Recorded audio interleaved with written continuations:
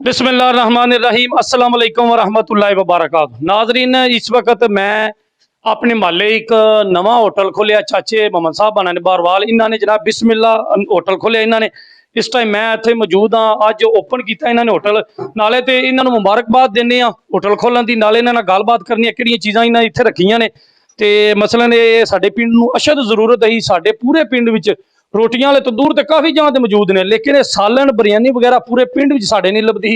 वायद यह होटल बनाया है पूरे पिंड च इन्होंने कि चलो दूजे भी लोग खावन, या जो पिंड विच मजदूर बंदे ने जो मजदूरी करते हैं, मिस्त्री मजदूर, उन्होंने जो ना बड़ी मुश्किलात का सामना आके सालन या बिरयानी वगैरह उन्होंने नहीं लभदी, रोटियां तो लभ जांदियां। तो उन्होंने मुश्किल इन्हें हल की। चाचे दी ने लगे ने नाल, इत्थे बंदे भी आए ने, कस्टमर आए ने, उन्होंने जनाब दे रहे हैं बिरयानी शानी, कराची की मशहूर किमाड़ी की बिरयानी। तो इन्होंने गलबात करनी है, दो बजे पहले उन्होंने प्लेट जिन्हें आर्डर दिते। कैमरामैन साहब दिखाओ, बंदे माशाल्लाह बैठे ने, खाते पे ने अलहमदुलिल्लाह।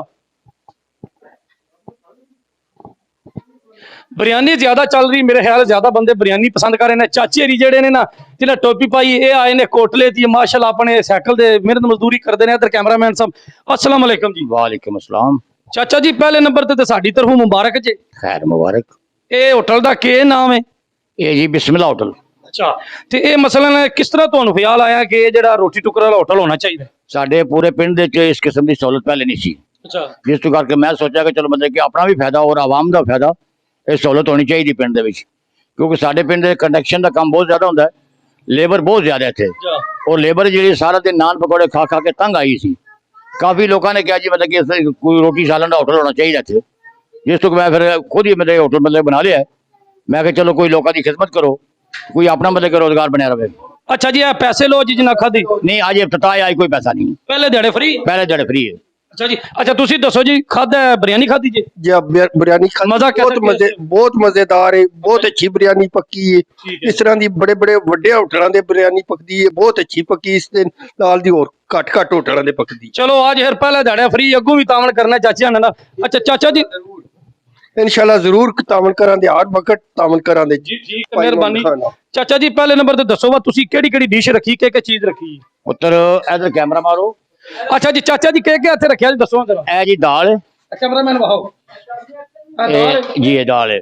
अच्छा जी, ये हाली दाल है या शाही दाल है? ये खाली दाल। अच्छा जी, ए के वे? ये जनाब मुर्गी सालन है। इधर कैमरामैन साहब दिखाओ, माशाल्लाह। अच्छा ए चीज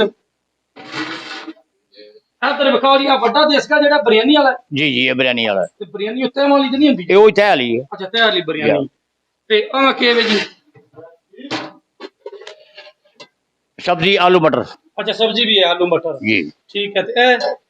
ये नान है। अच्छा, ए चाचा जी जेड़ा काम में मसला हंडी रोटी वाला, इजारी गल बंदा कारीगर होवे तां चलदा, तो तुहानू जांच है कारीगर और तजर्बा है या के वे? पुत्र मैं 45 साल परदेस से जिना कराची से बिरयानी बनाई भी है, बिरयानी खाधी भी है। अच्छा, और बाकी डिशा में जी घर ही बनाई दी उत्थे मतलब बना के खाते रहे हैं, और इस चीज़ का तजर्बा जिस तो करके मतलब मैं क्या चलो बजाय कारीगर उस टाइम रखे जिस टाइम बिजनेस ज्यादा चल जाए, वरना तो बंदा खुद ही बना के देता रहे।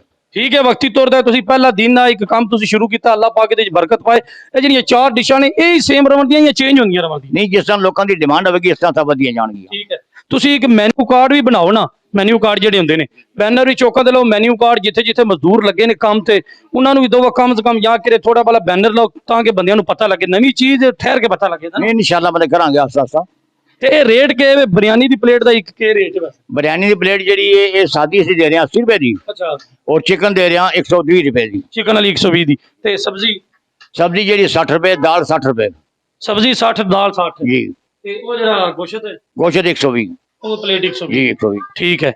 ते रोटियां जड़ियां ने पठान इत्थे गया है, उन्हां कोलों अलग दित्ता दियां आपू? रोटी मतलब को तंदूर तो भी लेने और नान भी मंगाने हैं। अच्छा, दो भी चीज़ें हैं। ठीक है, नान के मसले इत्थों लोग कर दें शहरों स्पेशल? ये देखा दी जिन्होंने लोगों की इस तरह की डिमांड हुई उस तरह की। चलो जी, असी दुआ गुआ सारे भाई महल्ले वाले साडे चाचे ने काम शुरू किया, अल्लाह पाक बरकत पाए। ये चल जे तो इंशाल्लाह तुसी एक बकायदा कुक रखो इत्थे, ताकि तुहाडे वास्ते भी आसानी होवे ते ओ कुक दी भी रोजी लगे दी, अपना काम करे दा। इत्थे पूरे पिंड विच कम से कम जेड़ा ना साडे करनाने विच सारे बंदे जानदे ने कि चीज़ कोनी ही, इंजे गल हर चीज़ है। अगर काम चलिया तो इंशाल्लाह कुक भी रखांगे, और दूसरा नाल इत्थे तंदूर का सिस्टम करांगे, ताकि देसी आटे की लाल आटे रोटी दी जा सके। ਠੀਕ ਹੈ, ਮਿਹਰਬਾਨੀ, ਸ਼ੁਕਰੀਆ। ਨਾਜ਼ਰੀਨ ਵੇਖ ਰਹੇ ਹੋ ਜਿਸ ਤਰ੍ਹਾਂ ਕਿ ਬੰਦੇ ਖਾ ਰਹੇ ਨੇ ਇੱਥੇ ਜਨਾਬ ਬਿਰਿਆਨੀ, ਚਿਕਨ ਵਾਲੀ ਬਿਰਿਆਨੀ, ਤੇ ਇਹਨਾਂ ਕੋਲ ਇਹ ਪੁੱਛਿਆ, ਇਹ ਕਹਿੰਦੇ ਨੇ ਜੀ ਬੜਾ ਅੱਛਾ ਟੇਸਟ। ਮੈਂ ਤੇ ਵੈਜੀਟੇਰੀਅਨ ਆ, ਮੈਂ ਤੇ ਗੋਸ਼ਤ ਨਹੀਂ ਖਾਂਦਾ, ਨਹੀਂ ਤੇ ਮੈਂ ਵੀ ਚੈੱਕ ਕਰਨਾ। ਤੇ ਚਾਚੇ ਜੀ ਨੇ ਸਾਡੇ, ਅਸੀਂ ਇਹਨਾਂ ਵਾਸਤੇ ਦੁਆ ਗੋ ਅੱਲਾਹ ਪਾਕ ਇਹਨਾਂ ਦੇ ਕਾਰੋਬਾਰ ਵਿੱਚ ਇਹ ਜਿਹੜਾ ਇਹਨਾਂ ਕੰਮ ਸ਼ੁਰੂ ਕੀਤਾ ਇਹਦੇ ਵਿੱਚ ਬਰਕਤ ਪਾਏ। ਸਾਡੇ ਪਿੰਡ ਵਿੱਚ ਬਾਰ-ਬਾਰ ਪੇ ਕਹਿੰਦੀ ਮਾਸ਼ਾਅੱਲਾ ਜ਼ਿਲ੍ਹੇ ਗੁਜਰਾਤ ਦੇ ਵੱਡੇ ਪਿੰਡਾਂ 'ਚ ਸ਼ਾਮਲ ਹੁੰਦਾ, ਸ਼ੁਮਾਰ ਹੁੰਦਾ ਸਾਡੇ ਪਿੰਡ ਦਾ।